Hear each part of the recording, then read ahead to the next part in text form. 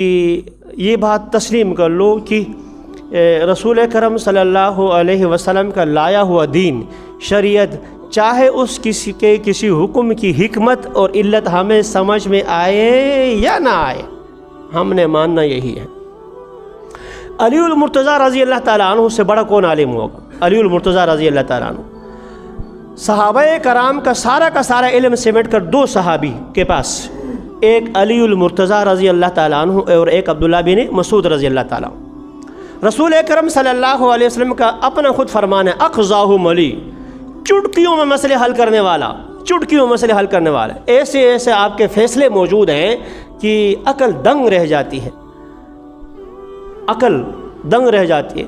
تو آپ کے ایسے جو ہے ذہانت پر دلالت کر حضرت فرماتے ہیں لو کان الدین بالرأی، اگر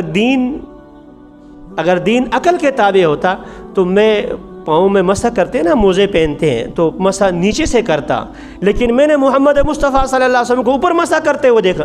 بھئی جب پیدل چلتے ہیں تو پاؤں کا نچلا حصہ، موزے کا نچلا حصہ وہ ناپاک ہوتا ہے، وہ مٹی میں لگتا ہے۔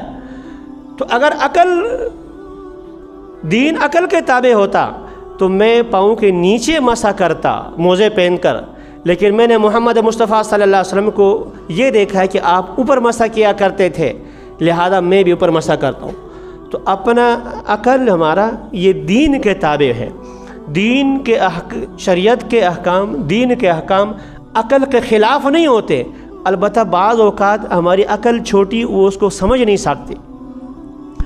دوسری تیسری جماعت کے بچے کو، کلاس 1 کلاس 2 والے کو آپ فزکس کیمسٹری اور بیالوجی پڑھانا چاہیں تو اب اگرچہ وہ کتاب میں جو فزکس کیمسٹری کا جو سوال 100% درست لکھا ہوا ہے، اس 1-2 کلاس والے کو سمجھ آئے گی؟ نہیں آئے گی، حالانکہ وہ اس میں اتنا فرق نہیں ہے۔ تو شریعت اللہ کا دیا ہوا، تو کہاں اللہ اس کے لیے لفظ میں استعمال کرنا مشکل ہو رہا ہے، کہاں اللہ تعالیٰ کی عقل کہہ دیں، لفظ میں مشکل لفظ استعمال کر رہا ہوں، تو کہاں ہم جیسے جو ہے عقل ہماری۔ تو اس لیے شریعت کا حکم اگر سمجھ میں آ گیا اللہ کا شکر ہے، سمجھ میں نہ بھی آ گیا، جب یہ بات پتہ چل گئی کہ محمد مصطفیٰ صلی اللہ علیہ وسلم کا فرمان یہ ہے، بس سر تسلیم خم کر دینا چاہیے۔